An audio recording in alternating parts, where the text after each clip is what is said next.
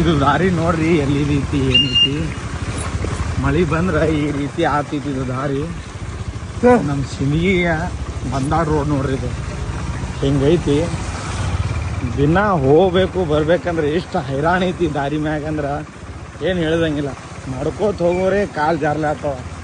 ಅಂತಲ್ಲಿ ಗಾಡಿ ಮ್ಯಾಗ ಹೋಗೋರು ಅಂದ್ರೆ ಭಾಳ ಕಷ್ಟ ಅಂದ್ರೆ ಭಾಳ ಕಷ್ಟ.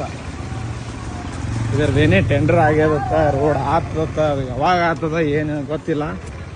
ಆದರೂ ಭಾಳ ಅಂದ್ರೆ ಭಾಳ ಹಿಂದ ಗಾಡಿ ಆಗ್ತದ ಮತ್ತು ಕೆಲಸ ತಂದು ಹಾಕ್ತಾರ.